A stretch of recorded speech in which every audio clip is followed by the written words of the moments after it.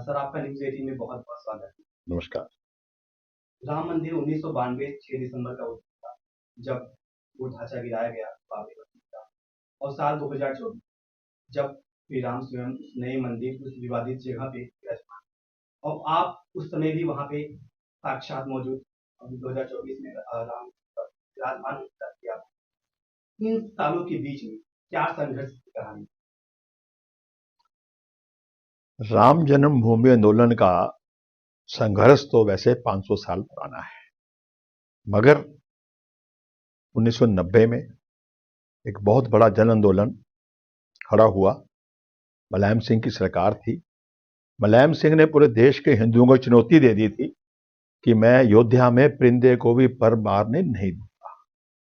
लाखों की संख्या में राम सेवक, राम भक्त, कार सेवक वहां पहुंचे, तो वहां मुलायम ने अपने गुंडों के द्वारा, अपनी पुलिस के द्वारा निहत्थे कार सेवकों पर गोलियां चलवाई और उनकी डेड बॉडियों को पत्थरों से बांध बांध सरयू में डाल दिया, ताकि वहां ये ना पता लग सके दुनिया को कितने हिंदू, कितने कार सेवक मारे गए।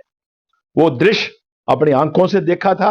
उसी दिन हमने भगवान राम के चरणों में बैठ के प्रतिज्ञा की थी, प्रार्थना की थी कि जब कभी दोबारा कार सेवा होगी, इस ढांचे को तोड़ करके जाएंगे।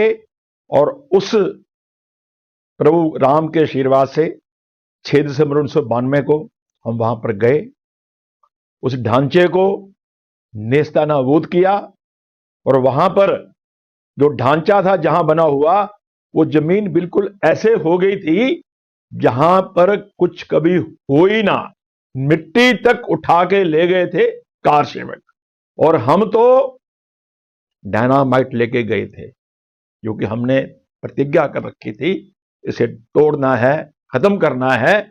मगर प्रभु राम के आशीर्वाद से एक एक कार सेवक में हनुमान जी स्वयं आए हुए थे, और कार सेवकों ने अपने बल से उस ढांचे को नेस्तनाबूद कर दिया। आज प्रभु राम की कृपा से, हनुमान जी के आशीर्वाद से भव्य राम मंदिर का निर्माण होने जा रहा है। 28 साल मुकदमा चला, जेल में गए, और इस मुकदमे के दौरान बहुत से लोगों ने समय समय पर रोड़े अटकाने की कोशिश की। मेरा ये सवाल है, क्योंकि आज जितने भी युवा हैं, सब लोग हैं, आज तो बहुत खुश हैं 2024 में श्री राम मंदिर में विराजमान हो रहे हैं। लेकिन वो 6 दिसंबर 1992 की कहानी, जो आप स्वयं वहां मौजूद थे, और उस समय क्या चल रहा था जब मस्जिद गिरने वाली? क्या आपको भी पता था कि हम गिराने वाले हैं, या गिरने के बाद, उसके बाद का अगर आप घटनाक्रम बताना चाहें? देखिए, हम गिराने वाले थे, हम तो गिराने की तैयारी से गए।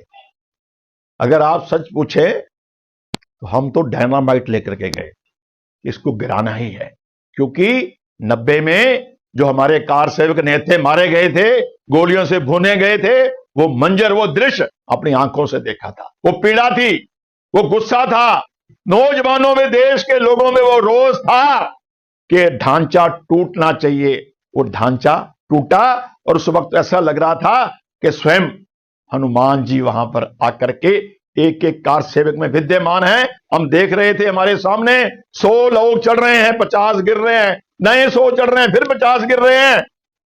एक एक कार सेवक हनुमान जी के रूप में, जैसे लंका दहन के समय गया था, ऐसे लग रहा था कि आज एक एक कार सेवक हनुमान के रूप में वहां आया हुआ है। और ये प्रभु राम की कृपा से, हनुमान जी की कृपा से, हमारे उन संतों की कृपा से, और हमारे अशोक सिंघल जी जैसे, बाल ठाकरे जैसे महान नेताओं के कारण हुआ है, जिन्होंने पूरे देश में जग जागरण किया, देश के हिंदुओं को इकट्ठा किया।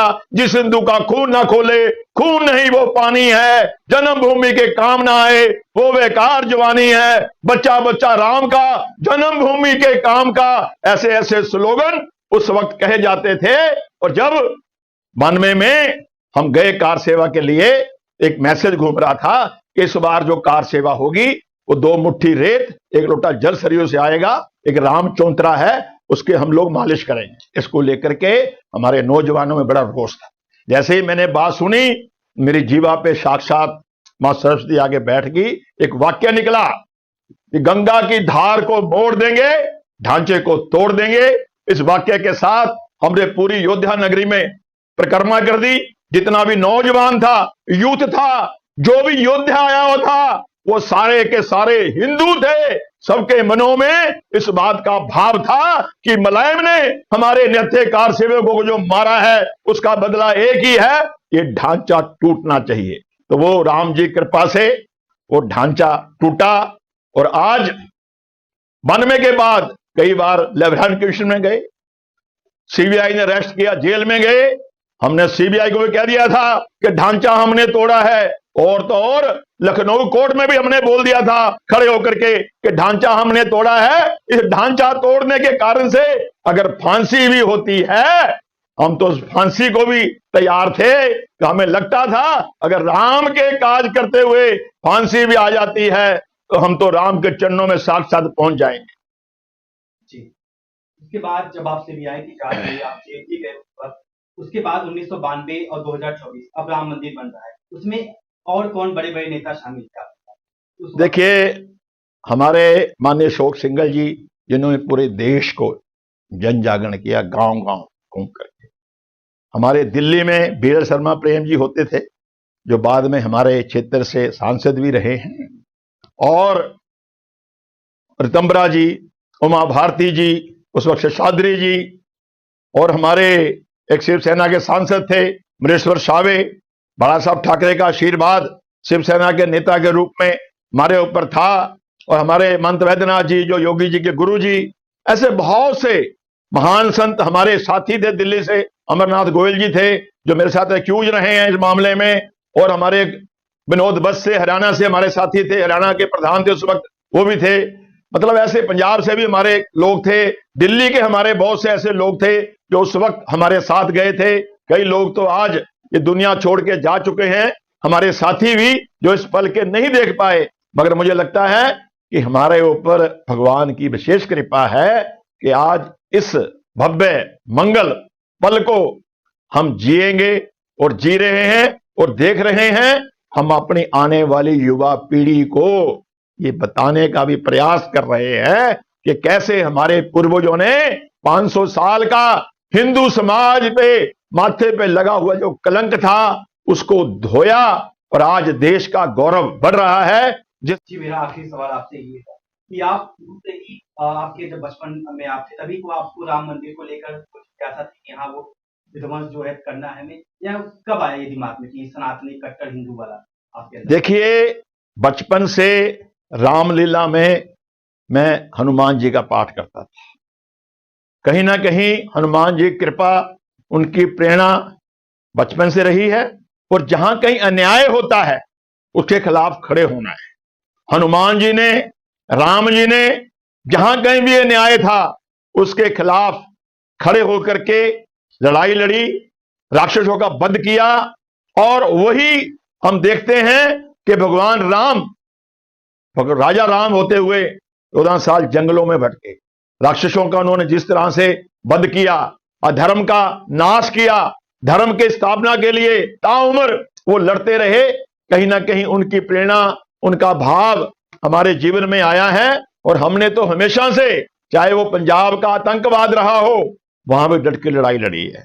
दिल्ली में भी जो राष्ट्र विरोधी, देश विरोधी, हिंदू विरोधी शक्तियां हैं जो लव जिहाद करती हैं या जबरदस्त धर्म परिवर्तन करवाती हैं या अपनी पॉपुलेशन बढ़ा करके देश को एक और पाकिस्तान बनाने की बात सोच रही हैं, हम हमेशा से इन सब इश्यूओं के ऊपर लड़ते आए हैं और आगे भी हम लड़ते रहेंगे, क्योंकि ये देश हमारा देश है, ऋषि मुनियों का देश है, इसका वैभव आगे बढ़ना चाहिए। जी, अब 1 मिनट में आपसे जवाब जानना था, अब आपका अगला लक्ष्य क्या है? मथुरा, अयोध्या, काशी तो अब हमारी है, अब मथुरा की बारी है। मथुरा में हम यूनाइटेड हिंदू फ्रंट पक्ष है, हाई कोर्ट ने आदेश कर दिए हैं, उस ईदगाह के जांच पड़ताल के पुरातत्व विभाग के द्वारा हमारा यह स्पष्ट कहना है, जहां मथुरा में ईदगाह बनी हुई है वो वही कारागार का स्थान है जहां मेरे प्रभु भगवान कृष्ण का जन्म हुआ था। हमने तो वहां भी मथुरा जाकर के जो मुस्लिम पक्ष के लोगों को कहा था, भाई अगर देश में शांति और भाईचारे की बात करते हो तो आगे आओ, सह सम्मान ये स्थान जहां ईदगाह बना रखी है ये हम हिंदुओं को दे दो।